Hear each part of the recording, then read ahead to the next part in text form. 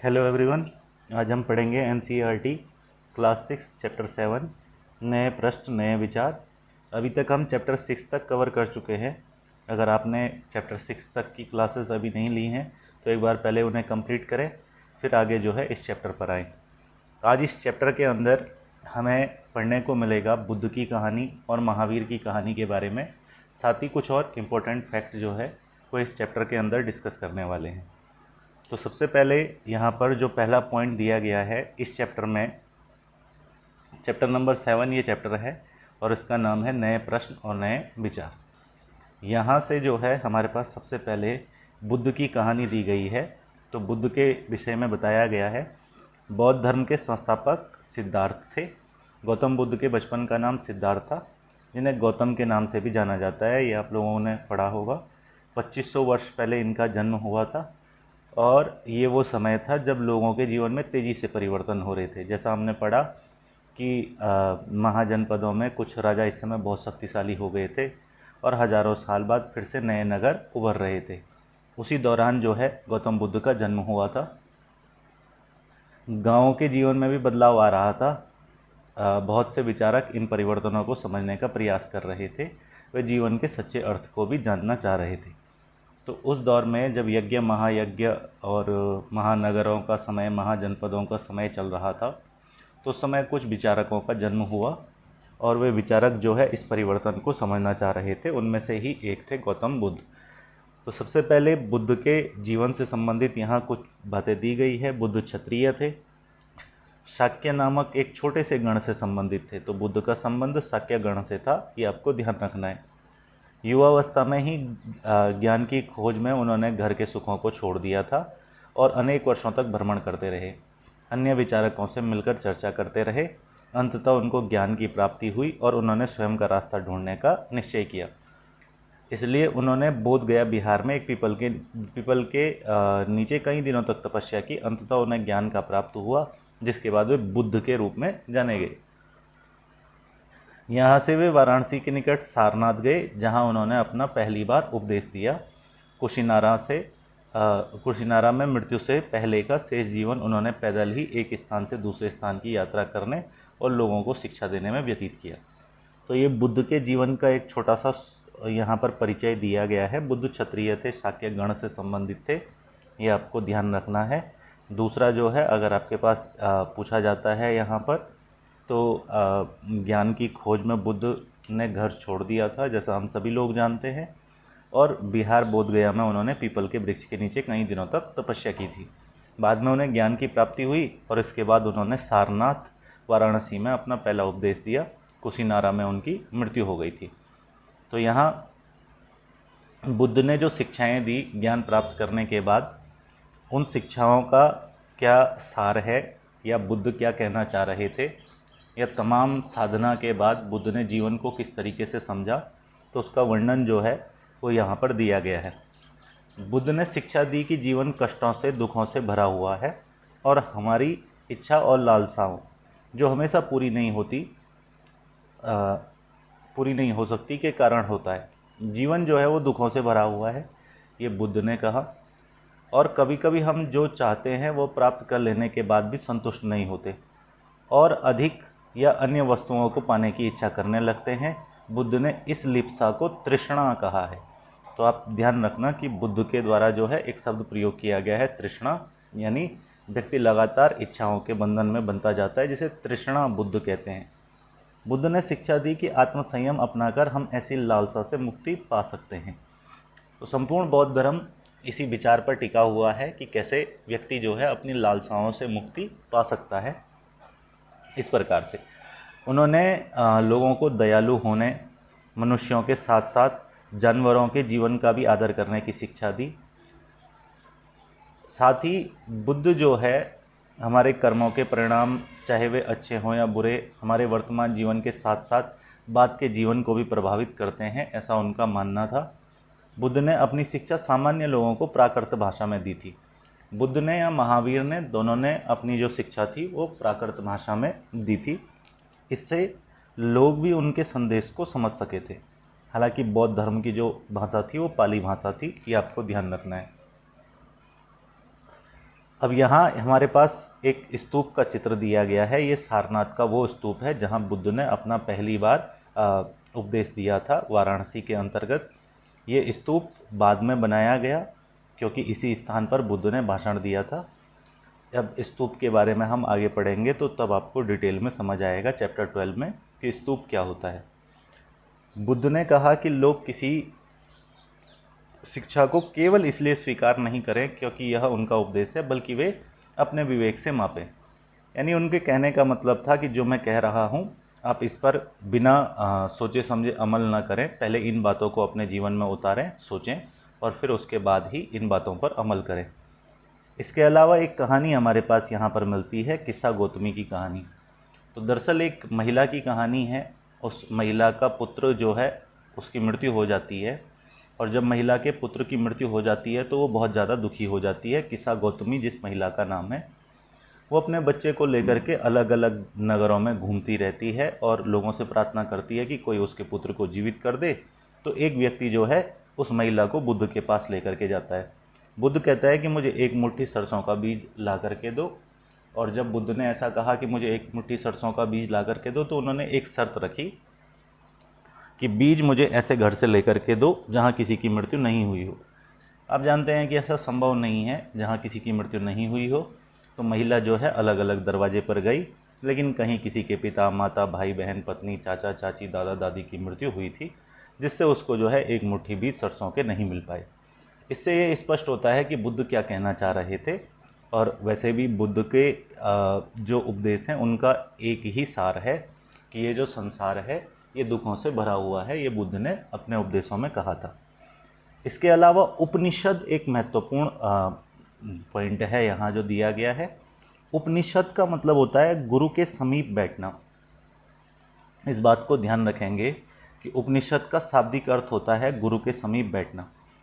तो उपनिषद जो है ये कुछ अन्य चिंतकों के द्वारा इसी दौर में, जिस दौर में बुद्ध चिंतन कर रहे हैं, जीवन को समझने का प्रयास कर रहे हैं, उसी दौर में जो है कुछ अन्य चिंतक जो हैं वो जीवन के सार को ढूंढने का प्रयास कर रहे हैं। तो उन्होंने जो है उपनिषदों की रचना की। उपनिषद में होता क्या है? तो उपनिषद में अध्यापक और विद्यार्थियों के बीच बातचीत होती है, इसलिए इसका मतलब है कि गुरु के समीप बैठना। और ये वार्तालाप से जो है कुछ स्पष्टीकरण प्रस्तुत करने का प्रयास किया जाता है। ध्यान रखेंगे कि हमारे पास कुछ प्रसिद्ध उपनिषद हैं और उपनिषदों की संख्या लगभग 108 बताई गई है, जिनमें केन उपनिषद सबसे छोटा उपनिषद है। ऐसे और कुछ महत्वपूर्ण उपनिषद वगैरह हमारे पास आते हैं। खैर वो सारी चीज़ें हम आगे आगे पढ़ते रहेंगे। लेकिन इस उपनिषदों के दौर में जो विद्यार्थी प्रश्नों का उत्तर ढूंढना चाह रहे थे या जो चिंतक प्रश्नों का उत्तर ढूंढना चाह रहे थे, उन्होंने एक वर्णन जो है वो स्पष्ट रूप से किया है। वो वर्णन ये था कि मृत्यु के बाद भी जो बची रहती है वो है आत्मा, या आत्मा ब्रह्म या सर्वभौम आत्मा के रूप में जो है वो जीवित तत्व मृत्यु के बाद भी रहता है। अंततः आत्मा तथा ब्रह्म एक ही हैं, ये उपनिषदों का सार है। उपनिषदों का सार बिंदु है कि आत्मा और ब्रह्म एक ही हैं, यानी आत्मा और ब्रह्म यानी ईश्वर सत्य जो है वो एक ही तत्व है। ये दोनों अलग अलग तत्व नहीं हैं। इस प्रकार से आपको उपनिषदों के बारे में थोड़ा बहुत बातें यहाँ पर ध्यान रख लेनी है। इसके अलावा बुद्धिमान भिखारी, एक भिखारी की कहानी दी गई है जो छांदोग्य उपनिषद से ली गई है। तो अगर हम इस कहानी को देखें तो दो ऋषियों का इसमें जो है वो वर्णन किया जा रहा है। एक यहाँ पर ऋषि थे जिनका नाम है शौनक, और एक ऋषि थे जिनका नाम है अभिप्रतारिण। तो ये दो ऋषि थे जो सार्वभौम आत्मा की उपासना करते थे। ये लोग आत्मा की उपासना किया करते थे। और एक बार जैसे ही वो भोजन करने लगे तो एक भिखारी पास आया और भोजन मांगने लगा। तो शौनक जो ऋषि थे उन्होंने कहा कि हम तुम्हें भोजन नहीं दे सकते। तो भिखारी ने पूछा कि वो किसकी उपासना कर रहे हैं, यानी आप जो है किसकी उपासना कर रहे हैं। उसने शौनक और अभिप्रतारिण से पूछा। तो अभिप्रतारिण ने उत्तर दिया कि वो सार्वभौम आत्मा की उपासना कर रहे हैं। तो इस पर जो है जवाब आया कि वो इसका मतलब आप जानते हैं कि सार्वभौम आत्मा संपूर्ण विश्व में विद्यमान है, ये उस भिखारी ने कहा। ऋषियों ने कहा, हाँ हाँ हम जानते हैं। भिखारी ने पूछा, फिर यह सार्वभौम आत्मा संपूर्ण विश्व में विद्यमान है तो ये मेरे अंदर भी विद्यमान है। मैं कौन हूँ? मैं इस विश्व का ही एक भाग तो हूँ। तुम सत्य बोलते हो युवा ब्राह्मण, इसलिए हे ऋषियों, मुझे न भोजन न देकर आप उस सार्वभौम आत्मा को भोजन देने से मना कर रहे हैं। भिखारी की इस बात को जानकर ऋषियों ने उसे भोजन दे दिया। तो ये एक कहानी प्रदर्शित की गई है जो छांदोग्य उपनिषद से ली गई है। मोटा मोटा तौर पर इस कहानी को आप समझ गए होंगे कि शौनक और अभिप्रतारिण जो दो ऋषि थे, जब वो दोनों ऋषि यहाँ पर भोजन कर रहे थे तो उसी समय भिखारी ने बोला कि भाई वो उसे भी भोजन दें। और जब इन दोनों ऋषियों ने उसे भोजन देने से इनकार कर दिया तो उसने कहा कि वो भी उस सार्वभौम आत्मा का ही तो हिस्सा है जिसकी वे उपासना कर रहे हैं। तो इस बात पर दोनों ऋषि सहमत हुए और उन्होंने उसे भोजन दिया।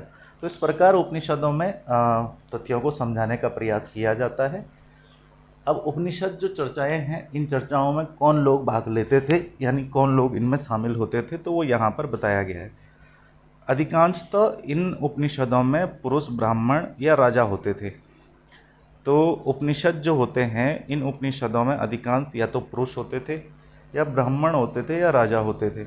कभी कभी जो है महिलाएं भी इन उपनिषदों में भाग लेती थी। जैसे गार्गी एक महिला का नाम आता है। गार्गी एक विदुषी महिला है उत्तर वैदिक काल की। तो वो भी जो है ये वाद विवाद में भाग लेती थी। निर्धन व्यक्ति जो है इस प्रकार के वाद विवादों में कम हिस्सा लेते थे। और इस तरह का एक प्रसिद्ध अपवाद सत्यकाम जाबाल का है। सत्यकाम जाबाल जो है उनका एक अपवाद भी है। सत्यकाम जाबाल का नाम उसकी दासी माँ के नाम पर पड़ा था। सत्यकाम के मन में सत्य जानने की तीव्र जिज्ञासा उत्पन्न हुई। गौतम नामक एक ब्राह्मण ने उन्हें अपने विद्यार्थी के रूप में स्वीकार भी किया। वह अपने समय के सर्वाधिक प्रसिद्ध विचारकों में से एक बन गए। उपनिषदों के कई विचारों का विकास बाद में प्रसिद्ध विचारक शंकराचार्य के द्वारा किया गया, जिनके बारे में हम आगे पढ़ेंगे। नेक्स्ट जो क्लास होगी, क्लास 7, उसमें पढ़ेंगे। तो यहाँ सत्यकाम जाबाल का नाम ध्यान रखना है। सत्यकाम जाबाल उपनिषद काल के एक प्रमुख विचारक हुए, जिनके बारे में आपको ध्यान रखना है। इसके बाद अगर हम आगे चलें तो व्याकरणविद पाणिनि का एक कॉलम दिया गया है। अब जानते हैं कि पाणिनि के द्वारा संस्कृत भाषा के व्याकरण को लिखने का प्रयास किया गया और उन्होंने संस्कृत भाषा के व्याकरण की एक पुस्तक भी लिखी जिसका नाम है अष्टाध्यायी। तो आपको ध्यान रखनी है कि पाणिनि की पुस्तक का नाम है अष्टाध्यायी, ये पता होना चाहिए। इसके अलावा पाणिनि के बारे में यहाँ पर दिया गया है कि पाणिनि ने संस्कृत भाषा के व्याकरण की रचना की। उन्होंने स्वर और व्यंजनों को विशेष क्रम में रखकर उनके आधार पर सूत्रों की रचना की। ये बीजगणित के सूत्रों से काफ़ी मिलते जुलते हैं। इनका प्रयोग कर उन्होंने संस्कृत भाषा के प्रयोगों के नियम लघु सूत्रों यानी लगभग 3000 के रूप में लिखे। तो पाणिनि ने संस्कृत का व्याकरण लिखा। अष्टाध्यायी उनकी प्रमुख पुस्तक है, ये आप ध्यान रखेंगे। जैन धर्म हमारे पास आगे दिया गया है। जैन धर्म जो है उसके प्रवर्तक माने जाते हैं वर्धमान महावीर, जिन्होंने अपने विचारों का प्रसार किया। ये वज्जी संघ के लिच्छवी कुल के एक क्षत्रिय राजकुमार थे। तो वज्जी संघ मैंने आपको पिछले चैप्टर में पढ़ाया था कि वज्जी एक संघ था, इसके राजकुमार थे यहाँ पर महावीर। उन्होंने 30 वर्ष की आयु में घर छोड़ दिया था और जंगल में रहने लग गए थे। 12 वर्ष तक उन्होंने कठिन व एकाकी जीवन व्यतीत किया। इसके बाद उनको ज्ञान की प्राप्ति हुई थी। तो महावीर को जब ज्ञान की प्राप्ति हुई तो उन्होंने जो है लोगों को शिक्षा दीक्षा देना शुरू की। उनकी शिक्षा सरल थी। सत्य जानने की इच्छा रखने वाले प्रत्येक स्त्री पुरुष को अपना घर जो है वो छोड़ देना चाहिए। उन्हें अहिंसा के नियमों का कड़ाई से पालन करना चाहिए। जैन धर्म जो है वो एक सिद्धांत पर, जिस प्रकार बौद्ध धर्म और जैन धर्म ये पूर्ण रूप से अहिंसात्मक धर्म है, यानी इसमें हिंसा का कोई स्थान नहीं है। तो ये भी आपको ध्यान रखना है। यहाँ पर महावीर का जो कहना था वो ये है कि सभी जीव जीना चाहते हैं, सभी के लिए जीवन प्रिय है। महावीर ने अपनी शिक्षा प्राकृत भाषा में दी थी। यही कारण है कि साधारण जन उनके और उनके अनुयायियों के शिक्षाओं को समझ सके। देश के अलग अलग हिस्सों में प्राकृत अलग अलग रूप से प्रचलन में थी। प्रचलन क्षेत्र के आधार पर ही उनके अलग अलग नाम थे। जैसे मगध में बोले जाने वाली जो प्राकृत थी उसे प्राकृत मागधी कहा जाता है।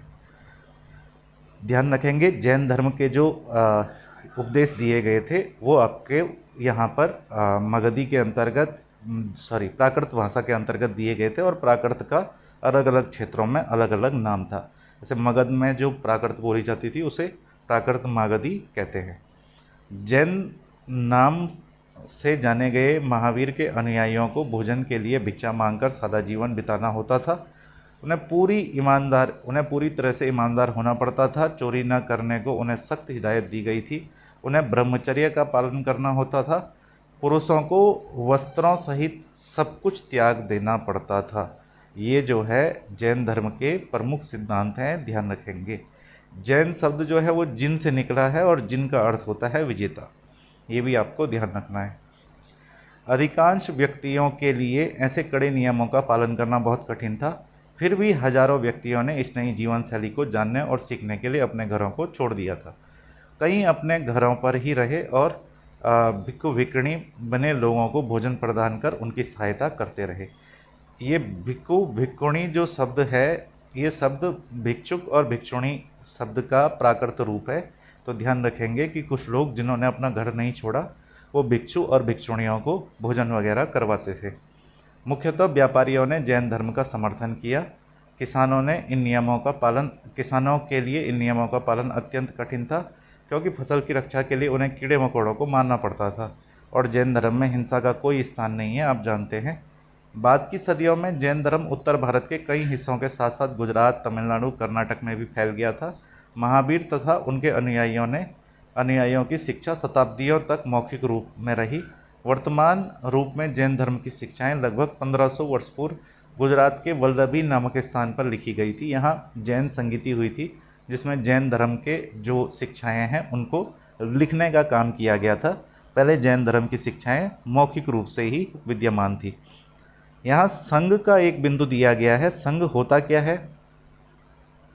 तो संघ का मतलब होता है कि महावीर और बुद्ध दोनों का ही मानना था कि घर का त्याग करने पर ही सच्चे ज्ञान की प्राप्ति हो सकती है।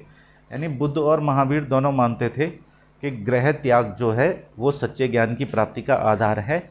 और ऐसे लोग जो घर त्याग देते थे वो एक स्थान पर रहते थे और उनका जो संगठन होता था उसी संगठन को संघ कहा जाता था। संघ में रहने वाले बौद्ध भिक्षुओं के लिए बनाए गए नियम विनय पिटक नामक ग्रंथ में लिखे गए हैं। तो बौद्ध धर्म का एक बहुत प्रमुख ग्रंथ है विनय पिटक। बहुत प्रमुख 3 ग्रंथ हैं वैसे, सुत्त पिटक, अभिधम पिटक और विनय पिटक। तो उनमें से जो विनय पिटक है उसमें संघ के नियम बताए गए हैं। आगे अगली क्लासों में डिटेल में ये सारी चीज़ें आती रहेंगी, तो वहाँ पर आपको देखने को मिलेगा। फिलहाल ध्यान रखेंगे कि विनय पिटक में जो है वो संघ के नियम वगैरह बताए गए थे। ये एक बौद्ध धर्म का प्रमुख ग्रंथ है। इसमें पुरुष और स्त्रियों के रहने की अलग अलग व्यवस्था थी। संघ जो था उसमें पुरुष और स्त्रियों के रहने की अलग अलग व्यवस्था थी और सभी व्यक्ति संघ में प्रवेश ले सकते थे। हालांकि संघ में प्रवेश लेने के लिए बच्चों को माता पिता से, दासों को स्वामी से, राजा के यहाँ काम करने वाले लोगों को राजा से, कर्जदारों को अपने देनदारों से अनुमति लेनी होती थी। एक स्त्री के लिए अपने पति से अनुमति लेनी आवश्यक होती थी संघ का हिस्सा होने के लिए। संघ में प्रवेश करने वाले स्त्री पुरुष सादा जीवन जीते थे। वे अपना अधिकांश समय ध्यान में बिताते थे और दिन के एक निश्चित समय में वे शहरों और गांवों में जाकर के भिक्षा मांगते थे। यही कारण है कि उन्हें भिक्षु भिक्षुणी यानी साधु भिखारी जो है वो कहा गया। वे आम लोगों को शिक्षा देते थे और साथ ही एक दूसरे की सहायता भी करते थे। किसी तरह की आपसी लड़ाई का निपटारा करने के लिए वे प्रायः बैठकें भी किया करते थे। संघ में प्रवेश करने वाले ब्राह्मण, क्षत्रिय, व्यापारी, मजदूर, नाई, गणिकाएँ, दास शामिल थे। इनमें से कई लोगों ने बुद्ध की शिक्षाओं के विषय में लिखा।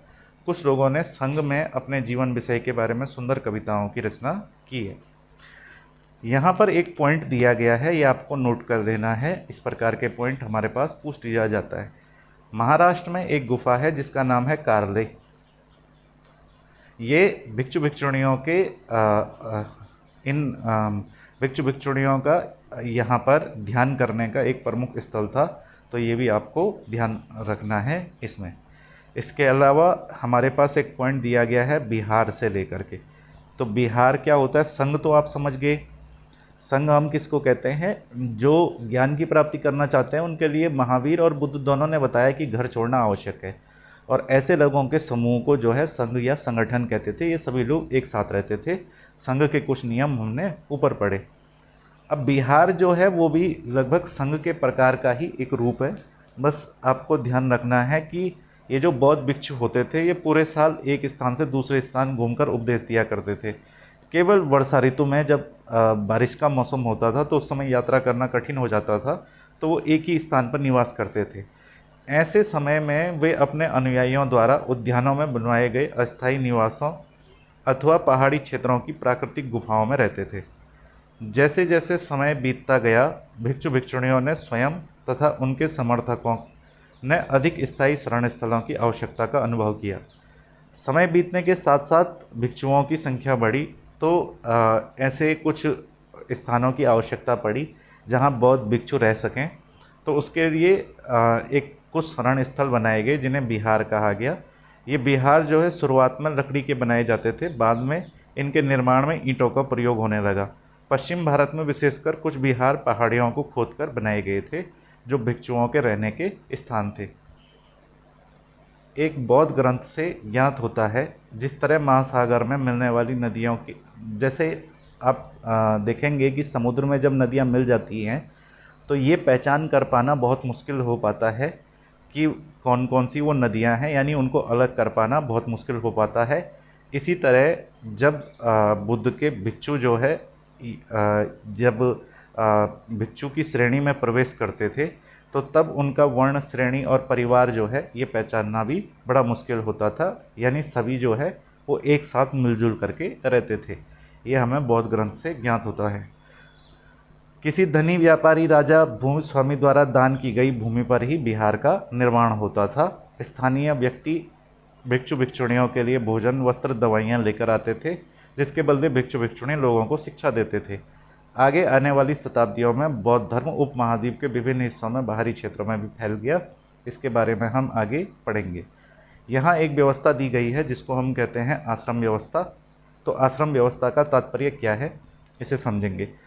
बेसिकली आश्रम व्यवस्था का मतलब उस आश्रम से नहीं है जो लोगों के रहने का स्थान है। आश्रम व्यवस्था का मतलब है जीवन के 4 खंड। जीवन में 4 प्रकार के आश्रम बताए गए हैं: ब्रह्मचर्य, गृहस्थ, वानप्रस्थ और संन्यास। तो प्रत्येक व्यक्ति के जीवन को 4 चरणों में बांटा गया है। शुरुआती समय जो व्यक्ति का होता है, यानी जन्म से और 25 वर्ष तक का समय, उसको जो है ब्रह्मचर्य कहा जाता है। 25 से 50 वर्ष तक का समय व्यक्ति को विवाह करके गृहस्थ जीवन जीना चाहिए। और 50 से 75 साल का जो समय होता है उस समय उसे जंगल में जा कर के साधना करनी चाहिए। और 75 से 100 साल का जो समय होता है उस समय पर उसे संन्यास लेना चाहिए। तो इस प्रकार से जीवन को 4 आश्रमों में बांटा गया है। ये व्यवस्था हमारे पास आश्रम व्यवस्था कहलाती है। तो इसका ध्यान रखेंगे कि आश्रम 4 प्रकार के बताए गए हैं: ब्रह्मचर्य, गृहस्थ, वानप्रस्थ और इसके अलावा चौथा प्रकार का आश्रम बताया गया है जिसे हम कहते हैं यहाँ पर संन्यास। इसके अलावा अन्यत्र एक बिंदु दिया गया है, एटस में ईरान को ढूंढो। जरथुस्त्र एक ईरानी पैगंबर थे। उनकी शिक्षाओं का संकलन जेंद अवेस्ता नामक ग्रंथ में मिलता है। ये क्वेश्चन भी आयोग ने पहले पूछा हुआ है, ये भी एक इम्पोर्टेंट प्रश्न है भाई, ध्यान रखेंगे आप कि ये पूछता है आयोग कि जेंद अवेस्ता ग्रंथ जो है ये कैसा ग्रंथ है। तो ध्यान रखना ये एक ईरानी ग्रंथ है और किससे संबंधित है ये, तो ये जरथुस्त्र से संबंधित है। जेंद अवेस्ता की भाषा, इसमें वर्णित रीति रिवाज वेदों की भाषा रीति रिवाजों से काफ़ी मिलते जुलते हैं। जरथुस्त्र की मूल शिक्षा का सूत्र जो है सद्विचार, सद्वचन, सत्कार्य है। हे ईश्वर, बल, सत्य, प्रार्थना एवं सद्विचार प्रदान कीजिए जिनके जरिए हम शांति बना सकें। 1000 से अधिक वर्षों तक जरथुस्त्रवाद ईरान के एक प्रमुख धर्म के रूप में रहा। जरथुस्त्रवादी ईरान से आकर गुजरात और महाराष्ट्र के तटीय नगरों में बस गए। वे लोग आज के पारसियों के पूर्वज हैं। तो ये आपको ध्यान रखना है। जेंद अवेस्ता ये पूछा भी जाता है। ये आपसे अगर पूछेगा पारसी धर्म संबंधित ग्रंथ है तो ये भी जो है आपका उत्तर सही हो जाएगा। इन्हीं के उत्तरवादी लोग जो है वो पारसी कहलाए। तो ये आपको ध्यान रखना है अच्छे तरीके से। इसके अलावा इस चैप्टर में यहाँ पर जो है कुछ महत्वपूर्ण तिथियाँ दी गई हैं, जैसे उपनिषद विचारक जैन महावीर लगभग 2500 साल पहले, और जैन ग्रंथों का लेखन जो है लगभग 1500 वर्ष पहले। इस प्रकार से यहाँ पर ये चैप्टर होता है कंप्लीट, और एक नया चैप्टर हमारे पास आता है, चैप्टर 8, अशोक एक अनोखा सम्राट। इस चैप्टर को देखते हैं। अशोक एक अनोखा सम्राट जिसने युद्ध को त्याग दिया। तो इसमें हम अशोक के बारे में पढ़ेंगे, मौर्य शासक अशोक। हम जानते हैं कि अशोक ने अपने शासनकाल के 8वें वर्ष जो है वो कलिंग का युद्ध लड़ा, और कलिंग के युद्ध में भयंकर नरसंहार को देख करके अशोक को अपने आप से कुंठा हुई और वो युद्ध त्याग देता है। उसी के बारे में कहानी जो है वो इस चैप्टर में दी गई है। आइए यहाँ देखेंगे सबसे पहले एक बहुत बड़ा राज्य, एक साम्राज्य। तो आपने ये इस प्रकार की आकृति देखी होगी नोट पर, या फिर कहीं जो है आपको सिक्कों पर जो है इस प्रकार की आकृति दिखी होगी। देखते हैं कि इस प्रकार की ये जो आकृति है इसका क्या इतिहास है। जैसे आप देखते हैं कि रुपये और पैसों पर एक लंबा शेरों के चित्र जो है वो बनाए गए हैं, उनका एक लंबा इतिहास है। उन्हें पत्थरों को काट कर बनाया गया है। उन्हें सारनाथ के एक विशाल स्तंभ पर स्थापित किया गया था। इसके बारे में हम अध्याय 7 में पढ़ा। इतिहास के महानतम राजाओं में से एक अशोक के निर्देश पर कई स्तंभों और पत्थरों पर अभिलेख उत्कीर्ण किए गए। ये सारनाथ का अशोक स्तंभ है, जो हमारा राष्ट्रीय चिन्ह है, वो यहीं से जो है प्रेरित है। अगर आप देखेंगे तो इतिहास के महानतम राजाओं में से एक अशोक के निर्देश पर कई स्तंभों और पत्थरों पर अभिलेख उत्कीर्ण किए गए। इसके पहले कि हम यह जानें कि इन अभिलेखों में क्या लिखा है, यह समझने की कोशिश करें कि उनके राज्य को साम्राज्य क्यों कहा जाता था। सीधी तौर पर आप एक बात समझेंगे कि अशोक का जो शासनकाल है वो अशोक उस राज्य का संस्थापक नहीं है। उस राज्य का संस्थापक है चंद्रगुप्त मौर्य, और ये मौर्य वंश है। तो जब चंद्रगुप्त मौर्य शासक बना, यहाँ पर जब शासक बना चंद्रगुप्त मौर्य, तो चंद्रगुप्त मौर्य के समय पर एक विशाल साम्राज्य का निर्माण हुआ, यानी एक अखंड भारत का निर्माण किया गया। वो आगे आगे हम इतिहास में पढ़ेंगे। चंद्रगुप्त मौर्य के बारे में कहा जाता है कि ये भारत का पहला ऐसा शासक है जिसने संपूर्ण भारत को जो है एक छत्र के अधीन ला करके स्थापित किया, यानी एक बहुत बड़ा साम्राज्य बनाया। तो जब कोई राज्य इतना ज़्यादा फैलाव रखता है तो उसी राज्य को साम्राज्य कहा जाता है। यहाँ पर अशोक जो है, चंद्रगुप्त मौर्य के बाद अगला राजा होता है बिंदुसार, और बिंदुसार के बाद अगला राजा होता है अशोक। तो अशोक जो है वो इस राज्य का तीसरा शासक था, इस साम्राज्य का तीसरा शासक था। अशोक जिस साम्राज्य पर शासन करते थे उसकी स्थापना उसके दादा चंद्रगुप्त मौर्य ने की थी। चाणक्य या कौटिल्य नाम के एक बुद्धिमान व्यक्ति ने चंद्रगुप्त की सहायता की थी। जो कौटिल्य या चाणक्य थे वो चंद्रगुप्त के प्रधानमंत्री थे। चाणक्य ने एक किताब लिखी है जिसका नाम है अर्थशास्त्र। हालांकि ये किताब जो है राजनीति से संबंधित है, ये आपको ध्यान रखना है। वंश के बारे में दिया गया है। एक ही परिवार के सदस्यों को वंश कहा जाता है, जैसे चंद्रगुप्त, चंद्रगुप्त का बेटा बिंदुसार, बिंदुसार का बेटा अशोक। तो ये मौर्य वंश कहलाता है हमारा। साम्राज्य में बहुत से नगर थे जो हमको यहाँ पर दिखाया गया है इस मानचित्र के अंतर्गत। अभी देखते हैं। इनमें साम्राज्य की राजधानी पाटलिपुत्र, उज्जैन और तक्षशिला जैसे प्रमुख नगर थे। तक्षशिला उत्तर पश्चिम जाने के मार्ग में है, उज्जैन मध्य प्रदेश में है, आपको पता है। और इसके अलावा आपका जो है पाटलिपुत्र पटना को कहा जाता है, जो बिहार में है। तो शायद नगरों में व्यापारी, सरकारी अधिकारी और शिल्पकार रहा करते थे मौर्यों के समय पर। साम्राज्य बहुत बड़े क्षेत्रों में किसानों और पशुपालकों के गांवों में बसे हुए थे। मध्य भारत जैसे इलाकों में ज़्यादातर हिस्सा जंगलों से भरा हुआ था। वहाँ लोग फल फूल का संग्रहण, जानवरों का शिकार करके जीविका चलाते थे। साम्राज्य के अलग अलग इलाकों में लोग भिन्न भिन्न यहाँ पर भाषाएं बोलते थे। शायद वे लोग इसलिए अलग अलग प्रकार के भोजन करते थे और यहाँ तक कि अलग अलग किस्म की पोशाक भी पहनते थे। यहाँ जो आपके पास रेड पॉइंट दिए गए हैं, जिन बिंदुओं को लाल बिंदुओं से दर्शाया गया है, वो दरअसल अशोक के अभिलेख हैं। अशोक के अभिलेख शाहबाजगढ़ी, मानसेरा, गिरनार, एररगुड्डी, धौली जौगढ़, सोपारा, कालसी उत्तराखंड यहाँ से प्राप्त हुए हैं। दिल्ली टोपरा, दिल्ली मेरठ, इसके अलावा यहाँ पर लोरिया राज, रामपुरवा, इसके अलावा कौशाम्बी से मिला है, गुजरा से मिला है, रूपनाथ से मिला है, सांची से मिला है, पनगुरिया से मिला है, सन्नती से मिला है, मस्की से मिला है, ब्रह्मगिरी से मिला है।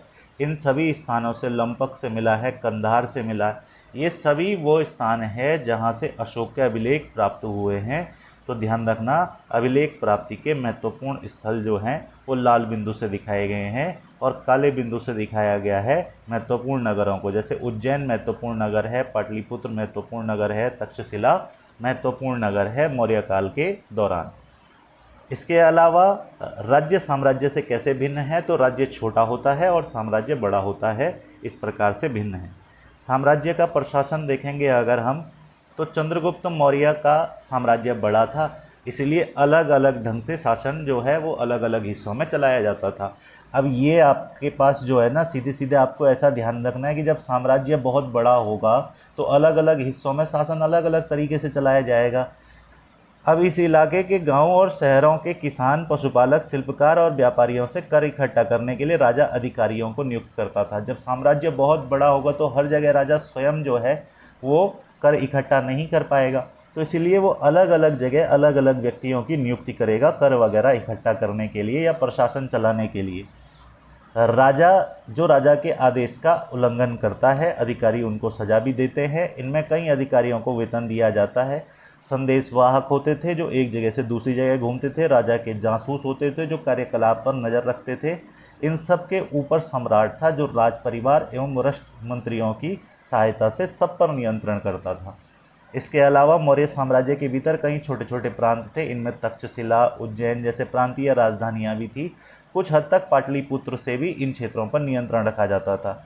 अक्सर राजकुमार वहाँ का राज्यपाल, गवर्नर बनाकर भेजा जाता था, लेकिन ऐसा लगता है कि इन जगहों पर स्थानीय परंपराओं और नियमों को माना ही जाता था। प्रादेशिक केंद्रों के बीच विस्तृत क्षेत्र थे। इनके इलाके मौर्य शासक सिर्फ मार्गों और नदियों पर नियंत्रण रखने की कोशिश करते थे, जो कि आवागमन के लिए महत्वपूर्ण थे। यहाँ से उन्हें जो भी संसाधन कर और भेंट के रूप में मिलते थे उसे इकट्ठा किया जाता था। उदाहरण के लिए अर्थशास्त्र में लिखा है कि उत्तर पश्चिम में कंबल और दक्षिण भारत में सोना और कीमती पत्थरों के लिए प्रसिद्ध था। संभव है कि संसाधन नजराने के रूप में इकट्ठा किया जाता होगा। नजराना क्या होता है, तो कर होता है, कर का ही एक दूसरा रूप होता है, टैक्स का ही एक दूसरा रूप होता है नजराना। बस टैक्स ये होता है कि नियमित तौर पर लिया जाता है, जबकि जो नजराना होता है वो आपका अलग अलग समय पर लिया जाता था। कर तो नियमित तरीके से लिया जाता है, लेकिन नजराना जो है वो कभी भी इकट्ठा कर लिया जाता है और नजराना लोग जो है अपनी स्वेच्छा से देते थे। इसके अलावा राजधानी में सम्राट, तो ध्यान रखना कि चंद्रगुप्त मौर्य जब राजा था तो उसके समय पर सेल्यूकस निकेटर यूनानी राजा था। उसका एक राजदूत भारत आया था जिसका नाम था मेगास्थनीज। ध्यान रखेंगे कि मेगास्थनीज भारत आने वाला पहला विदेशी था जो चंद्रगुप्त मौर्य के समय पर भारत आया था, और ये सेल्यूकस निकेटर का राजदूत था। मेगास्थनीज ने यहाँ के बारे में वर्णन किया है, जैसे राजा जब भी जनता के सामने आता है तो शोभा यात्रा प्रकार की निकलती है, अलंकृत हाथियों से उसके जो है अंगरक्षक चलते हैं, हथियारबंद महिलाओं से राजा घिरा होता है, उसे अपने जान का खतरा होता है। इस प्रकार से वर्गीकरण जो है वो मेगास्थनीज ने प्रस्तुत किया है और उसने भारत की उस समय की सभी प्रकार की परिस्थितियों के बारे में लिखा है। पाटलिपुत्र आधुनिक पटना जो है ये, इसके बारे में भी मेगास्थनीज लिखता है। हालांकि मेगास्थनीज ने पाटलिपुत्र को पॉलीब्रोथा लिखा है, ये आप ध्यान रखेंगे भाई। पाटलिपुत्र को पॉलीब्रोथा लिखा है, पॉलीब्रोथा लिखा गया है पाटलिपुत्र को मेगास्थनीज के द्वारा। तो मेगास्थनीज ने कहा कि यह एक पाटलिपुत्र विशाल और खूबसूरत नगर है, विशाल प्राचीर से घिरा हुआ है। यहाँ 570 बुर्ज और 64 द्वार हैं। 2 से 3 मंजिल वाले घर हैं, लकड़ी कच्ची ईंटों से बने हैं। राजा का महल भी काठ से बना है, काठ का मतलब लकड़ी से बना है, जिसे पत्थर की नक्काशी से अलंकृत किया गया है। यह चारों तरफ उद्यानों और चिड़ियाओं के बने बसेरों से घिरा हुआ है। तो पाटलिपुत्र का भी वर्णन किया है यहाँ पर मेगास्थनीज ने। और अंत में जंगल वाले इलाके आते थे। वहाँ रहने वाले लोग काफ़ी हद तक स्वतंत्र थे। उनसे यह उम्मीद की जाती थी कि वे मौर्य पदाधिकारियों को हाथी, लकड़ी, मधु यानी शहद, मोम जैसी चीज़ें ला कर दें। जो जंगल में रहते थे वो काफ़ी ज़्यादा स्वतंत्र उनको रखा गया था और उनसे जो है ये सारी चीज़ें राजा लेता था।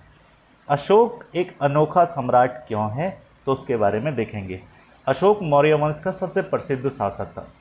वह पहले ऐसे शासक थे जिन्होंने अभिलेखों द्वारा जनता तक अपने संदेश को पहुंचाने की कोशिश की।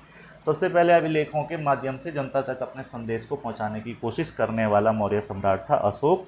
अशोक के ज़्यादातर अभिलेख प्राकृत भाषा में लिखे गए हैं और इनमें ब्राह्मी लिपि का प्रयोग किया गया है। तो प्राकृत भाषा और ब्राह्मी लिपि का प्रयोग अशोक के अभिलेखों में देखने को मिलता है। कलिंग युद्ध का वर्णन करता हुआ अशोक का अभिलेख। देखो कलिंग का युद्ध क्या है मैं आपको बता देता हूँ कि सबसे पहले राजा हुआ चंद्रगुप्त मौर्य। और चंद्रगुप्त मौर्य जो है वो जब चंद्रगुप्त मौर्य की मृत्यु होती है फिर राजा बनता है बिंदुसार, और बिंदुसार की मृत्यु के बाद राजा बनता है अशोक। तो अशोक के बारे में हमें इतना जानकारी है कि जो राजा अशोक था वो एक ऐसा शासक था जिसने 261 ईसा पूर्व जो है वो कलिंग का युद्ध लड़ा। 261 BCE में जो है इसने कलिंग का युद्ध लड़ा। और जब अशोक ने कलिंग का युद्ध लड़ा तो उसने देखा कि कलिंग के युद्ध में बहुत सारे लोगों को बंदी बनाया गया, बहुत सारे लोग मारे गए, जिनमें ब्राह्मण भी शामिल थे, श्रमण भी मारे गए। इस प्रकार अशोक जब देखता है युद्ध में कि कलिंग के अंदर जो है उसने भयंकर नरसंहार कर दिया है, तो उसे युद्ध से कुंठा होती है और वो उसी दिन तय करता है कि वो आज से युद्ध त्याग देगा। कलिंग की लड़ाई ने अशोक के विचारों को पूरे तरीके से बदल दिया था। इतिहास का पहला राजा जिसने युद्ध त्याग दिया था वो था अशोक। ये ध्यान रखना है आपको। इसके बाद अशोक को पश्चाताप हुआ और उसने धम्म का पालन करने की और दूसरों को इसकी शिक्षा देने का निश्चय किया। अब धम्म क्या होता है? धम्म संस्कृत का शब्द है जिसे धर्म कहा जाता है, प्राकृत रूप है। तो इसने धर्म का पालन करने की कोशिश की और लोगों को जो है इसकी शिक्षा दी। तो धम्म का पालन जो है धम्म के माध्यम से लोगों का दिल जीतना बलपूर्वक विजय पाने से ज़्यादा अच्छा है। यह अभिलेख भविष्य के एक संदेश के रूप में इसलिए उत्कीर्ण कर रहा हूँ कि मेरे बाद मेरे बेटे और पोते भी युद्ध न करें, ये अशोक ने कहा था। तो इसके बदले उन्हें यह सोचना चाहिए था कि धम्म को कैसे बढ़ाया जाए। अशोक ने कहा कि उसके उत्तराधिकारी ये सोचें कि धम्म को कैसे बढ़ाया जाए, यानी धर्म को कैसे बढ़ाया जाए, वो युद्ध को जो है पूरी तरीके से त्याग दें। अशोक का कलिंग युद्ध। कलिंग जो है वो उड़ीसा के पास एक तटवर्ती क्षेत्र है और अशोक ने ये युद्ध लड़ा, लेकिन युद्ध में खून खराबा देखकर उसे तृष्णा हो गई और उसने निर्णय किया कि वो भविष्य में कभी युद्ध नहीं करेगा। अब बात आती है अशोक का धम्म क्या था। तो उससे पहले हम थोड़ा सा यहाँ पर देख लेते हैं। यहाँ हमारे पास एक चित्र दिया गया है। ये चित्र जो है उत्कृष्ट पॉलिश वाले पत्थर की इस मूर्ति को देखो, यह बिहार के रामपुरवा में मिले मौर्यकालीन स्तंभ का एक हिस्सा है। अभी इसे राष्ट्रपति भवन में रखा गया है। ये उस समय की मूर्तिकला का एक नमूना है। इस प्रकार से जो है मूर्तिकला वगैरह उस समय पर प्रचलित थी। यहाँ देखेंगे अगर हम अशोक का धम्म क्या है। धम्म में किसी देवता की पूजा नहीं की जाती है, किसी कर्मकांड की आवश्यकता नहीं होती है। जैसे पिता अपने बच्चों को अच्छे व्यवहार की शिक्षा देते हैं, वैसे ही उनका कर्तव्य था कि वे अपनी प्रजा को निर्देश दें। वे बुद्ध के उपदेशों से प्रेरित हुए थे। अशोक बौद्ध धर्म का अनुयायी हुआ और उसका मानना था कि वो प्रजा को नैतिक शिक्षा दे, न कि कर्मकांड की शिक्षा या पूजा पाठ की शिक्षा दे। कई समस्याएं थी जिनके लिए उसमें संवेदना थी।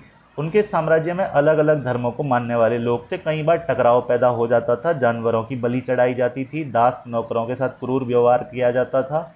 इनके अलावा परिवार पड़ोसियों के बीच झगड़े होते थे। अशोक ने महसूस किया कि इन समस्याओं का निदान उसका कर्तव्य है, इसलिए उन्होंने धम्म महामात्र नामक अधिकारी की नियुक्ति की। ये एग्ज़ाम में आया हुआ प्रश्न है अभी का, ये आपको याद रखना है कि अशोक के द्वारा, ये ध्यान रखना है, ये बहुत इम्पोर्टेंट क्वेश्चन है कि धम्म महामात्र नामक अधिकारी की नियुक्ति करने वाला इतिहास का पहला शासक कौन हुआ।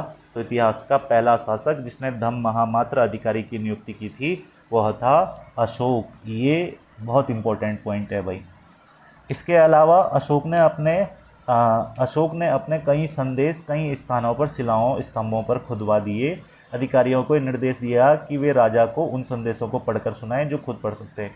ये सारी चीज़ें जो है अशोक के धम्म से जुड़ी हुई हैं। इसके अलावा अशोक ने धम्म के विचारों को प्रसारित करने के लिए सीरिया, मिस्र, ग्रीस, श्रीलंका में भी दूत वगैरह भेजे थे। उन्होंने सड़कें बनवाई, कुएं खुदवाए, विश्राम गृह बनवाए, उनके अतिरिक्त मनुष्यों और जानवरों की चिकित्सा की व्यवस्था भी की। ये सभी कार्य अशोक के द्वारा किए गए थे। अपनी प्रजा के लिए अशोक का संदेश। तो ये अशोक का संदेश है प्रजा के लिए जो अशोक ने लिखवाया था। लोग विभिन्न अवसरों पर अनुष्ठान करते हैं, यानी पूजा पाठ अनुष्ठान वगैरह करते हैं। उदाहरण के लिए जब वे बीमार होते हैं, जब उनके बच्चों का विवाह होता है, बच्चों के जन्म पर यात्रा शुरू करते हैं, तब वे तरह तरह के अनुष्ठान करते हैं। वे कर्मकांड किसी काम के नहीं हैं। इसके बदले यदि लोग दूसरी रीतियों को मान लें तो वो ज़्यादा फलदायी होंगी। जैसे अपने दास या नौकरों के साथ अच्छा व्यवहार करना, बड़ों का आदर करना, सभी जीवों पर दया करना, ब्राह्मण और श्रमणों को दान देना, अपने धर्म की प्रशंसा, दूसरे धर्म की निंदा, दोनों ही बातें गलत हैं। हर किसी को दूसरे धर्म का आदर करना चाहिए। यदि कोई अपने धर्म की लड़ाई और दूसरे धर्म की बुराई करता है तो वास्तव में अपने धर्म को ज़्यादा नुकसान पहुंचा रहा है। इसलिए हर किसी को दूसरे धर्म के प्रमुख विश्वासों को समझने की कोशिश करते हुए उसका आदर करना चाहिए। अशोक के इस संदेश पर पंडित जवाहरलाल नेहरू ने कहा था कि उनके धर्मादेश आज भी हमसे एक ऐसी भाषा में बात करते हैं जिन्हें हम समझ सकते हैं और जिनसे हम बहुत कुछ सीख सकते हैं। तो ये आपको याद रखना है। ये अशोक के धर्मादेश के बारे में किसने कहा था? तो पहले प्रधानमंत्री पंडित जवाहरलाल नेहरू ने लिखा था। अशोक के धम्म के विचारों को दूर दूर तक फैलाने के लिए उन बातों को बताएं जो आपके अनुसार आज भी प्रासंगिक हैं। ये एक प्रश्न यहाँ पर दिया हुआ है। अब ब्राह्मी लिपि। आधुनिक भारत की ज़्यादातर लिपियाँ सैकड़ों वर्षों में ब्राह्मी लिपि से ही उत्पन्न हुई हैं। आज ज़्यादातर लिपियाँ जो हमको भारत में देखने को मिलती हैं उनका उद्भव जो है वो ब्राह्मी लिपि से ही हुआ है। यहाँ आप अ अक्षर देख सकते हैं जिसे अलग अलग लिपि में लिखा गया है। जैसे शुरुआती ब्राह्मी लिपि में अ इस प्रकार से लिखा जाता था। देवनागरी में आप जानते हैं अ इस तरीके से लिखा जाता है। बांग्ला में अ इस तरीके से लिखा जाता है। या फिर यहाँ पर मलयालम में जो है अ इस तरीके से लिखा गया है और तमिल में अ इस तरीके से लिखा गया है। ये आपको ध्यान रखना है। अन्यत्र यहाँ एक बिंदु दिया गया है, ये भी आपको ध्यान रख लेना है। मौर्य साम्राज्य के उभरने से थोड़ा पहले, लगभग 2400 वर्ष पहले, चीन में सम्राटों ने चीन की दीवार का निर्माण शुरू किया। ये the great wall of China है, आप लोग जानते हैं। इसे बनाने का उद्देश्य उत्तरी सीमा की पशुपालक लोगों की रक्षा करना था। अगले 2000 वर्षों तक इस दीवार का निर्माण कार्य चलता रहा क्योंकि यह साम्राज्य की सीमाएं बदलती रही। यह दीवार लगभग 6400 किलोमीटर लंबी है तथा पत्थर और ईंट से बनी है। इसकी ऊपरी सतह सड़क जैसी चौड़ी है। इस दीवार को बनाने के लिए हजारों लोगों को काम करना पड़ा। 100-200 मीटर की दूरी पर इसमें निगरानी के लिए बुर्ज बनाए गए हैं इस तरीके के। ये चीन के अंतर्गत बनाए गए हैं, ये आपको ध्यान रखना है। महत्वपूर्ण तिथियां: मौर्य साम्राज्य की शुरुआत 2300 साल पहले हुई थी। यहाँ पर हमारे पास इस चैप्टर का ये पॉइंट होता है कंप्लीट। अब ये रेशम मार्गों सहित कुछ महत्वपूर्ण व्यापारिक मार्ग दिए गए हैं यहाँ पर, तो इन मार्गों के बारे में मैं आपको बाद में डिटेल में पढ़ाऊँगा। फ़िलहाल जो है हम इनको जो है स्किप करते हुए चलते हैं क्योंकि हमको इन मार्गों के बारे में डिटेल में पढ़ना तो है ही, पर यहाँ हमारे पास एक पॉइंट दिया गया है, मार्ग छोड़ करके चलेंगे। मार्ग में भी रेशम मार्ग वगैरह जो है हम आगे पढ़ेंगे ही कुषाणों के समय, तो वो सारी चीज़ें वहाँ पर डिस्कस करेंगे। आगे की बात देखते हैं हम यहाँ पर। तो जब मौर्य साम्राज्य का पतन हो गया, ध्यान देना कि मौर्यों के पतन के बाद भारत में विदेशियों का आक्रमण शुरू हुआ। अब भारत में विदेशियों के आने का क्रम आपको ध्यान रखना है। भारत में विदेशियों के आने का क्रम जो है उसको हम ISPK से भी याद रख सकते हैं। भारत में आने वाले विदेशियों का क्रम जो है उसको हम ISPK से भी याद रख सकते हैं। तो भारत में सबसे पहले इंडो ग्रीक आए। आई से इंडो ग्रीक यानी हिंद यूनानी भारत में सबसे पहले आए। फिर हिंद यूनानियों के बाद भारत में शक आए। शकों के बाद पल्लव आए और पल्लवों के बाद भारत में कुषाण आए। तो ये आपको ध्यान रखना है कि प्राचीन भारत में इस प्रकार से विदेशी जो लोग थे वो भारत के अंतर्गत आए। सबसे पहले हिंद यूनानी यानी इंडो ग्रीक, फिर उसके बाद शक, फिर उसके बाद पल्लव और फिर उसके बाद कुषाण आए। तो इसे आप ISPK से याद रख सकते हैं। जैसे यहाँ दिया गया है कि मौर्य साम्राज्य का पतन हो गया और इसके साथ साथ कई नए राज्यों का उदय हो गया। पश्चिमी भागों में हिंद यवन राजाओं का शासन रहा। हिंद यवन शासक जो है वो सबसे पहले आए और इनके बाद पश्चिमोत्तर, उत्तर तथा पश्चिमी भारत पर शक नामक मध्य एशियाई लोगों का शासन स्थापित हुआ। तो हिंद यूनानियों के बाद शक आए, ये आपको ध्यान रखना, जो लगभग 500 वर्षों तक टिके रहे।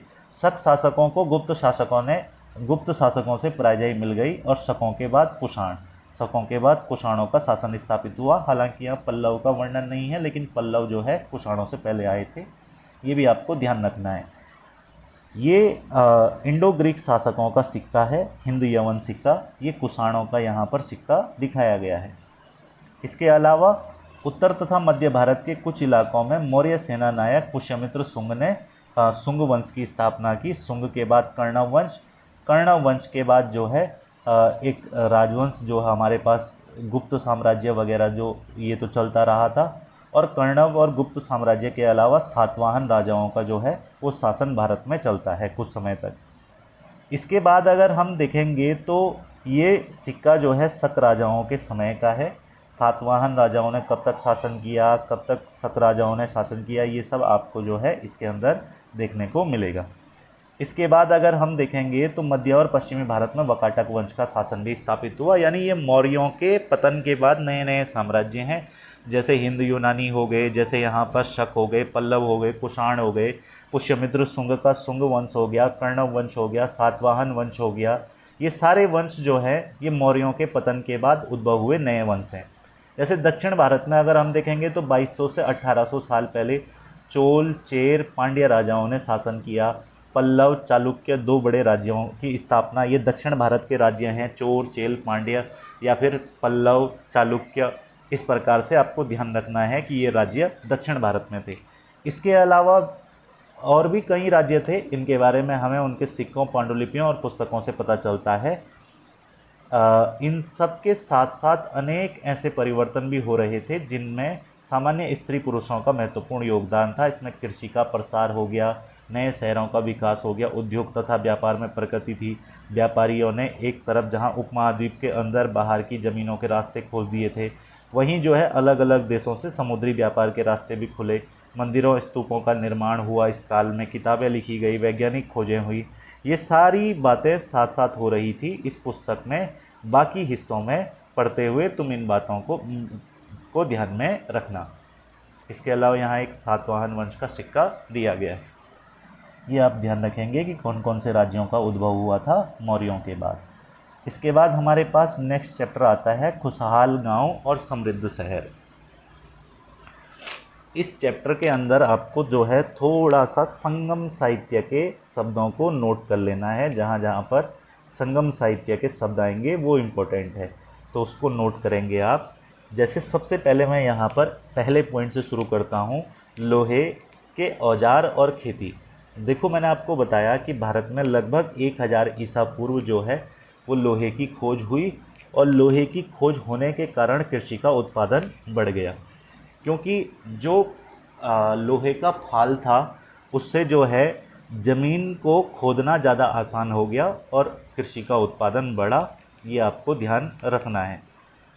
कृषि के अलावा कृषि उत्पादन बढ़ाने के लिए उठाए गए अन्य कदम या सिंचाई वगैरह।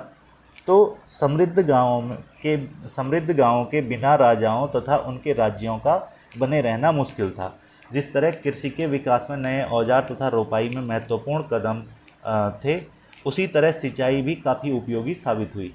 इस समय सिंचाई के लिए नहरें, कुएं, तालाब और कृत्रिम जलाशय वगैरह बनाए गए थे। ये इस दौर की प्रमुख घटनाएं हैं। यहाँ एक पॉइंट दिया गया है लेकिन ये हमारे लिए इतना महत्वपूर्ण नहीं है, ये आपको स्किप कर देना है। यहाँ से आपको कुछ चीज़ें नोट करनी है। जैसे गाँव में कौन रहते थे, तो यहाँ एक शब्द दिया गया है, तमिल क्षेत्र में बड़े भूस्वामियों को विल्ला कहा जाता था, साधारण हलवाहों को उणवार कहा जाता था, भूमिहीन मजदूर दास को कैडिसियार और अधिमई कहा जाता था। तो अगर आपसे पूछेगा संगम साहित्य में ये शब्द कहाँ मिलते हैं हमको, संगम साहित्य में, आपको नोट करना है कि संगम साहित्य में बड़े भूस्वामियों को वेल्ला कहा गया, साधारण हलवाओं को उणवार कहा गया, भूमिहीन मजदूर दास को जो है कैडेसियार और अधिमई कहा गया था। ये आपको याद रखना है। इन शब्दों को आप ज़रूर नोट करेंगे कहाँ कहाँ पर कौन कौन से शब्द प्रयोग हुए हैं। इसके अलावा अगर हम थोड़ा सा आगे देखेंगे तो देश के उत्तरी हिस्से में गांव का प्रधान व्यक्ति ग्राम भोजक कहलाता था। तो जो गांव का प्रधान होता था उसे ग्राम भोजक कहते थे और अक्सर एक ही परिवार के लोग इस पद पर कई पीढ़ियों तक बने रहते थे। यानी यह पद अनुवांशिक हो गया था। प्रधान के बाद उसका पुत्र जो है वो शासक प्रधान जो है वो बनता था। ग्राम भोजक के पद पर आमतौर पर गांव का सबसे बड़ा भूस्वामी होता था। साधारणतया इनकी ज़मीन पर इनके दास और मजदूर काम करते थे। इनके अतिरिक्त प्रभावशाली होने के कारण प्रायः राजा भी कर वसूलने का काम इन्हें ही सौंप देते थे। ये न्यायाधीश का और कभी कभी पुलिस का भी काम करते थे। तो ये आपको ध्यान रखना है, ग्राम भोजक का पद, ये सब पता हमको संगम साहित्य से चल रहा है भाई। ग्राम भोजकों के अलावा कुछ अन्य स्वतंत्र कृषक भी होते थे जिन्हें गृहपति कहते थे। तो स्वतंत्र कृषकों को क्या कहा गया है, गृहपति कहा गया है। इनमें ज़्यादातर छोटे किसान ही होते थे। इनमें कुछ ऐसे स्त्री पुरुष थे जिनके पास अपनी ज़मीन नहीं होती थी। इनमें दास कर्मकार आते थे जिन्हें दूसरों की ज़मीन पर काम करके अपनी जीविका चलानी पड़ती थी। अधिकांश गांवों में लोहार, कुम्हार, बढ़ई, बुनकर जैसे कुछ शिल्पकार भी होते थे। ये आपको ध्यान रखना है। अब यहाँ प्राचीनतम तमिल रचनाएं जो लिखी गई हैं, तमिल की प्राचीनतम रचनाओं को संगम साहित्य कहते हैं और इनकी रचना 2300 साल पहले की गई थी, क्योंकि मदुरै के कवियों के सम्मेलनों में इनका संकलन किया जाता था। गांव में रहने वाले जिन तमिल नामों का उल्लेख यहाँ किया गया है वे संगम साहित्य में ही पाए जाते हैं। यानी जो आपने ऊपर पढ़े वो शब्द जो है कहाँ पाए जाते हैं, संगम साहित्य में पाए जाते हैं। और संगम साहित्य की रचना मदुरै तमिलनाडु में हुई थी, ये भी आपको याद रख लेना है। इसके अलावा नगर क्या कहती है, कहानियाँ, यात्रा विवरण, मूर्ति कलाएँ और पुरातत्व। जातकों के बारे में आपने सुना होगा। ये वे कहानियाँ हैं जो आम लोगों में प्रचलित थी। बौद्ध भिक्षुओं ने इनका संकलन किया। यहाँ एक जातक कथा दी गई है जिसमें यह बताया गया है कि एक निर्धन कैसे धीरे धीरे धनी बन जाता है। तो ये एक कहानी दी गई है, एक निर्धन व्यक्ति धनी बन जाता है। यह हमारे काम की नहीं है और थोड़ा सा पहली बार मेरे को ऐसा लगा कि एनसीईआरटी में कोई कहानी सेंसलेस है, तो वो यही कहानी है। खैर छोड़ेंगे इसको, आगे चलेंगे। प्राचीन नगरों के जीवन के बारे में हमें कुछ अन्य स्रोतों से भी पता चल सकता है। शहरों, गांवों या फिर जंगलों के जीवन से जुड़ी घटनाओं को मूर्तिकार कलात्मक ढंग से उकेरते हैं। इन मूर्तियों को ऐसी इमारतों की रेलिंग या खंभों या प्रवेश द्वारों पर सजाया जाता है जहां लोग आते जाते थे।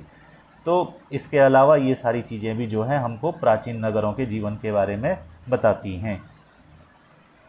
यहाँ जैसे आप देखोगे तो यहाँ मध्य प्रदेश के अंतर्गत सांची का स्तूप है और सांची के स्तूप का एक मूर्तिकला का नमूना दिया गया है। इसमें शहर के जीवन का दृश्य दिखाया गया है। इसके बारे में हम आगे पढ़ेंगे चैप्टर 12 में। लेकिन यहाँ पर जो चीज़ें दिखाई गई है उसको आप देखेंगे कि सांची के स्तूप में किस प्रकार से जीवन को दिखाया गया है। ये एक शहरी जीवन को प्रदर्शित किया गया है। सांची का स्तूप मध्य प्रदेश में है, ये भी आपको ध्यान रखना है।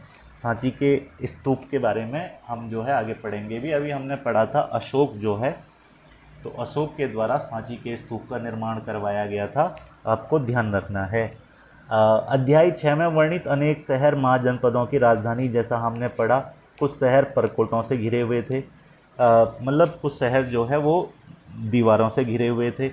जैसा कि तुम ऊपर के चित्र में देख रहे हो, अनेक शहरों में वलय कूप मिले हैं, यानी इस प्रकार के वलय कूप मिले हैं। ये दिल्ली में मिला एक वलय कूप है। ये वलय कूप जो है क्या होते थे, तो इनके बारे में भी यहाँ पर दिया गया है। ये वलयकूप गुसलखाने, नाली या कूड़ेदान के लिए प्रयोग किए जाते थे। प्रायः वलयकूप लोगों के घरों में होते थे। महलों, बाजारों और आम घरों के अवशेष बहुत कम मिले हैं। संभवतः लकड़ी, मिट्टी और कच्ची ईंटों या छप्पर के बने होने के कारण ये ज़्यादा समय तक टिक नहीं पाए। भविष्य में पुरातत्वविद इनकी खोज कर सकते हैं। तो इस प्रकार के जो अवशेष हैं वो बहुत कम मिले हैं, क्योंकि ये लकड़ी, मिट्टी और कच्ची ईंटों या छप्पर के बने होते थे, जो महल, बाजार या आम घर के अवशेष हैं। इसके अलावा प्राचीन शहरों के बारे में वहाँ गए नाविक और यात्रियों का विवरण जो है वो भी एक महत्वपूर्ण हिस्सा है। ऐसा ही एक विस्तृत विवरण जो है किसी अज्ञात यूनानी नाविक का है। वो जिन जिन स्थानों पर गया, जिन जिन पतनों पर गया, उन सभी के बारे में उसने लिखा है। ये एक पॉइंट आपको ध्यान रखना है। ये भरूच जो है वो गुजरात में है, आप जानते हैं, ये गुजरात का स्थान है भरूच। तो इसको जो यूनानी लेखक ने लिखा है वो बेरी गाजा लिखा है। ध्यान रखना, यूनानी लेखक ने भरूच का नाम बेरी गाजा लिखा है। लिखा क्या है बेरी गाजा या भरूच के बारे में? तो लिखा है कि बेरी गाजा एक संकरी खाड़ी में समुद्र आने के लिए नाव चला पाना यहाँ मुश्किल होता था। राजा द्वारा नियुक्त किए गए अनुभवी मछुआरे ही यहाँ जहाज ले जा सकते थे। बेरी गाजा में शराब, तांबा, टिन, सीसा, मूंगा, पुखराज, कपड़े, सोने, चांदी जैसे सिक्कों का आयात होता था। यानी भरूच गुजरात से इन सभी चीज़ों का आयात होता था, ये ध्यान रखना है। हिमालय की जड़ी बूटियाँ, हाथी दांत, गोमेद, कार्नेलियन मैंने पीछे बताया था सिंधु सभ्यता वाले चैप्टर में, कार्नेलियन की माला बनाई जाती थी। सूती कपड़ा, रेशम, इत्र यहाँ से निर्यात होता था। तो इन चीज़ों का आयात किया जाता था यहाँ पर, और इनका निर्यात किया जाता था भरूच में, या बेरी गाजा जिसको यूनानी लेखक ने लिखा है, ये आपको ध्यान रख लेना है। राजा के लिए व्यापारी विशेष उपहार लाते थे। इनमें चांदी के बर्तन, गायक, किशोर, सुंदर औरतें और अच्छी शराब, उत्कृष्ट महीन कपड़े शामिल थे। तो ये राजा के लिए विशेष उपहार वगैरह जो है लाए जाते थे, जिनमें चांदी के बर्तन, गायक, किशोर, अच्छी शराब या उत्कृष्ट महीन कपड़े वगैरह ये सभी शामिल होते थे। इसके अलावा सिक्के के बारे में यहाँ एक वर्णन दिया गया है। तो जो प्राचीनतम सिक्के भारत में मिले, सबसे पुराना जो सिक्का भारत में मिला उसे आहत सिक्का कहा जाता है। आहत सिक्का क्यों हम इसको कहते हैं? क्योंकि इन सिक्कों पर चांदी या सोने के जो विभिन्न आकृतियां हैं उनको आहत कर बनाया जाता था, यानी उनको छापा जाता था सोने चांदी की विभिन्न आकृतियों को, इसलिए इन्हें आहत सिक्का कहा जाता है। ये भारत का सबसे प्राचीन सिक्का है, ये आपको ध्यान रखना है। इसके अलावा विनिमय के अन्य साधन, तो यहाँ संगम साहित्य की एक छोटी सी कविता दी गई है। खेतों के सफ़ेद धान गाड़ियों पर लादे जा रहे हैं। नमक के लिए लंबे लंबे रास्ते चांदनी सी सफ़ेद रेत पर परिवार को समेटे, कहीं पीछे छूट न जाए। शहरों से नमक के सौदागरों के यूं चले जाने से सिर्फ सन्नाटा रह जाता है। तो ये जो है इस प्रकार नमक के व्यापार को प्रदर्शित करती हुई एक कविता जो है संगम साहित्य से ली गई है। नगर अनेक गतिविधियों के केंद्र, ये एक पॉइंट दिया गया है। तो मथुरा का यहाँ उदाहरण दिया गया है। 2500 साल पहले से जो है 2500 साल से भी ज़्यादा समय से मथुरा एक महत्वपूर्ण नगर रहा है। यातायात और व्यापार दोनों के लिए ये महत्वपूर्ण रहा है, क्योंकि दो मुख्य रास्तों पर स्थित था। इसके अलावा इनमें एक रास्ता उत्तर पश्चिम से पूर्व की ओर और दूसरा उत्तर से दक्षिण की ओर जाने वाला रास्ता था। तो मार्ग पर जो स्थान होता है ना, उसका विकास अपने आप हो जाता है। तो मथुरा इसलिए इम्पोर्टेंट था क्योंकि यहाँ से बड़े मार्ग होकर के गुजरते थे। शहर के चारों ओर किलेबंदी की गई थी। इसमें अनेक मंदिर थे। आसपास किसान, पशुपालक शहर में रहने वालों के लिए भोजन जुटाते थे। मथुरा बेहतरीन मूर्तियां बनाने का केंद्र था।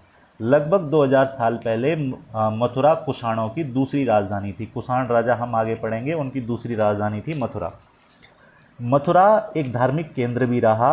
यहाँ बौद्ध विहार और जैन मंदिर हैं। यहाँ कृष्ण भक्ति का एक महत्वपूर्ण केंद्र है, आपको इसके बारे में ध्यान होगा। इसके अलावा मथुरा में प्रस्तर खंडों तथा मूर्तियों पर अनेक अभिलेख मिले हैं। आमतौर पर ये संक्षिप्त अभिलेख हैं जो स्त्रियों तथा पुरुषों द्वारा मठों या मंदिरों को दिए जाने वाले दान का उल्लेख करते हैं। प्रायः शहर के राजा, रानी, अधिकारी, व्यापारी, शिल्पकार जो है इस प्रकार का दान करते थे। उदाहरण के लिए मथुरा के अभिलेख में सुनार, लोहार, बुनकर, टोकरी बुनने वाले, माला बनाने वाले, इत्र बनाने वालों के उल्लेख मिलते हैं। ये सभी जो है हमको मथुरा से प्राप्त होता है। इसके अलावा शिल्प तथा शिल्पकार, ये एक पॉइंट दिया गया है। पुरास्थलों से शिल्प के नमूने मिले हैं। इनमें मिट्टी के बहुत ही पतले और सुंदर बर्तन मिले हैं, जिन्हें उत्तरी काले चमकीले पात्र कहा जाता है, क्योंकि ये ज़्यादातर उपमहाद्वीप के उत्तरी भाग में मिले हैं। ये प्रायः काले रंग के होते हैं और इनमें खास चमक होती है। इसके अलावा ध्यान रहे कि अन्य दूसरे शिल्पों के अवशेष नहीं बचे होंगे। जैसा कि विभिन्न ग्रंथों से हमें पता चला है कि कपड़ों का उत्पादन बहुत महत्वपूर्ण था। उत्तर में वाराणसी, दक्षिण में मदुरै इसके लिए प्रसिद्ध केंद्र थे। कपड़ों के व्यापार के लिए उत्तर में वाराणसी और दक्षिण में मदुरै प्रसिद्ध केंद्र थे, ध्यान रखना है। इसके अलावा अनेक शिल्पकार व्यापारी अपने अपने संघ बनाने लगे थे, जिन्हें श्रेणी कहते थे। तो शिल्पकारों का जो संगठन होता था उसे श्रेणी कहा जाता था। और श्रेणियों का काम प्रशिक्षण देना, कच्चा माल उपलब्ध कराना, तैयार माल का डिस्ट्रीब्यूशन करना। जबकि व्यापारियों की जो श्रेणियां व्यापार का संचालन करती थी वो व्यापार का संचालन करती थी। श्रेणियां बैंकों के रूप में काम करती थी, जहां लोग पैसा जमा करते थे और इस धन का निवेश लाभ के लिए किया जाता था। उससे मिले लाभ का कुछ हिस्सा जमा करने वाले को लौटा दिया जाता था या फिर मठ आदि धार्मिक संस्थानों को दे दिया जाता। तो जैसा आज बैंक में होता है कुछ इंटरेस्ट वगैरह मिलता है, तो वैसे ही श्रेणियों में मिला करता था। इसके अलावा यहाँ पर जो है सूत काटने और बुनने के नियम, ये नियम जो है ना वो अर्थशास्त्र के हैं और कक्षा 8 अर्थशास्त्र का उल्लेख किया गया है। इसमें वर्णन किया गया है कि किस प्रकार एक विशेष पदाधिकारी की देखरेख में कारखानों में सूत की कताई की जाती थी। ऊन, पेड़ों की छाल, कपास, पटुआ, सन को तैयार करने के लिए विधवाओं, सक्षम अक्षम महिलाओं, भिक्षुणियों, वृद्ध वैश्याओं, राजा की अवकाश प्राप्त दासियों, सेविकाओं, अवकाश प्राप्त देवदासियों को लगाया जा सकता था। इन कामों के और गुणवत्ता के अनुसार पारिश्रमिक देना चाहिए। जिन महिलाओं को बाहर निकलने की अनुमति नहीं थी वे अपनी दासियों को भेजकर कच्चे माल को मंगवा सकती थी, फिर उन्हें ये सभी चीज़ें हमारे पास इतना काम का नहीं है। ये जो है आपको जो एक बार पढ़ लेना है बस। इसके अलावा एक सूक्ष्म निरीक्षण दिया गया है यहाँ पर, और ये जो सूक्ष्म निरीक्षण दिया गया है ये दिया गया है आपके पास अरिकामेडु का। तो अरिकामेडु आपके पास पुदुचेरी में है। यहाँ थोड़ा सा इम्पोर्टेंट चीज़ें आपको देखने को मिलेंगी। तो रोम के बारे में भी जानकारी दी गई है, आगे उसको पढ़ो, ये कह रहा है। तो पहले अरिकामेडु के बारे में देखते हैं। तो अरिकामेडु एक पतन था। पतन का मतलब एक बंदरगाह था। यहाँ दूर दूर से जहाज सामान उतारते थे। यहाँ ईंटों से बना एक ढांचा भी मिला है जो संभवतः गोदाम रहा होगा। तो अरिकामेडु से ईंटों का बना हुआ ढांचा मिला है जो गोदाम रहा होगा। यहाँ भूमध्य सागरीय क्षेत्र के एम्फोरा जैसे पात्र पाए गए हैं। तो ये चीज़ें नोट करनी है भाई। ये इस प्रकार के जो शब्द होते हैं ना, आयोग की नज़र इन पे सबसे पहले जाती है। तो भूमध्य सागरीय क्षेत्र के जो एम्फोरा जैसे पात्र हैं वो कहाँ मिले हैं? तो अरिकामेडु से मिले हैं, और अरिकामेडु पुदुचेरी के पास में है। ठीक है भाई, ध्यान रखना है आपको। इसके अलावा इनमें शराब या तेल या शराब जैसे पदार्थों को रखा जाता था। एम्फोरा जो पात्र था उसमें तेल या शराब जैसे पदार्थों को रखा जाता था। इनमें दोनों तरफ से पकड़ने के लिए हत्थे लगे होते थे। साथ ही यहाँ एरेटाइन, ये ध्यान रखना, साथ ही यहाँ एरेटाइन जैसे मुहर लगे लाल चमकदार बर्तन भी मिले हैं। तो एरेटाइन जैसे लाल चमकदार बर्तन भी कहाँ से मिले हैं? अरिकामेडु से मिले हैं। ये एरेटाइन जो हैं इन्हें इटली के शहर के नाम पर एरेटाइन पात्र के नाम से जाना जाता है। ये पात्र मूल रूप से इटली के हैं, इन्हें इटली के एरेटाइन शहर के नाम पर एरेटाइन पात्र के रूप में जाना जाता है। इसे मुहर लगे सांचे पर गीली चिकनी मिट्टी को दबाकर बनाया जाता था। कुछ ऐसे बर्तन भी मिले हैं जिनका डिजाइन रोम का था, किंतु वे यहीं बनाए जाते थे। यहाँ रोमन लैंप, शीशे के बर्तन और रत्न भी मिले हैं। ये सब अरिकामेडु से मिला है भाई, ये आपको ज़रूर नोट कर लेना है जो भी यहाँ अरिकामेडु के बारे में बताया जा रहा है। साथ साथ छोटे छोटे कुंड मिले हैं जो संभवतः कपड़ों की रंगाई के पात्र रहे होंगे। यहाँ पर शीशे अर्ध बहुमूल्य पत्थरों के मनके बनाने के पर्याप्त साक्ष्य मिले हैं। तो ये सभी चीज़ जो है हमको कहाँ से प्राप्त हुई है, ये सभी चीज़ हमको प्राप्त हुई है अरिकामेडु से। तो ये आपको ध्यान रख लेनी है। इसके अलावा यहाँ एक दिया गया है हमारे पास, इसको देखेंगे तो इसमें कहा गया है कि अभिलेखित मिट्टी के बर्तन, कई बर्तनों पर ब्राह्मी लिपि में अभिलेख मिले हैं। प्रारंभ में तमिल भाषा के लिए इसी लिपि का प्रयोग किया जाता था, इसलिए इन्हें तमिल ब्राह्मी अभिलेख कहा जाता है। तो ये कुछ तमिल ब्राह्मी अभिलेख के जो है मिट्टी के बर्तन हैं, आपको ध्यान रखना है।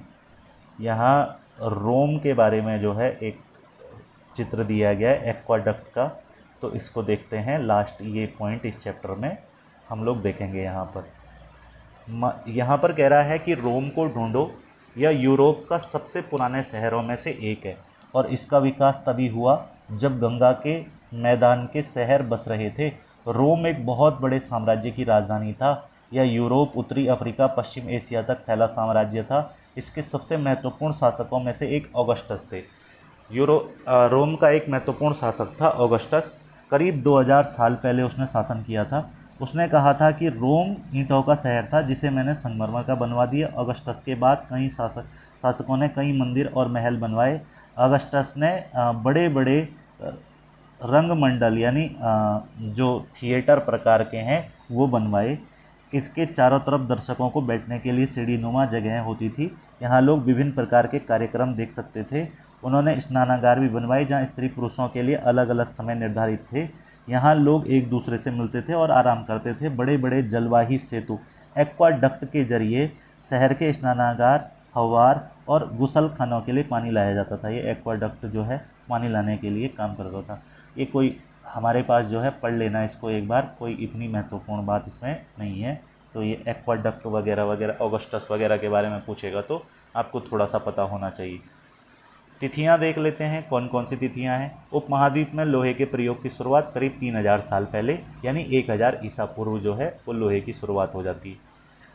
लोहे के प्रयोग में बढ़ोतरी नगर आहत सिक्के जो है वो 2500 साल पहले हमको देखने को मिलता है। संगम साहित्य की रचना 2300 साल पहले और अरिकामेडु का पतन जो है 2200 से 1900 साल पहले।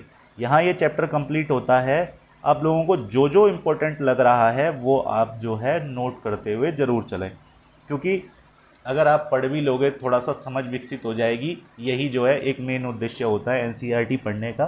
बाकी जो है फैक्ट वगैरह तो हमको कहीं ना कहीं मिल ही जाते हैं, उसकी कोई बड़ी बात नहीं है। इसके बाद इस बुक के अंदर बच गया है चैप्टर नंबर 10, चैप्टर नंबर 11 और चैप्टर नंबर 12। कोशिश करते हैं कि आज ही इन तीनों चैप्टरों को भी ख़त्म कर दें और ये किताब हमारे पास कंप्लीट हो जाएगी।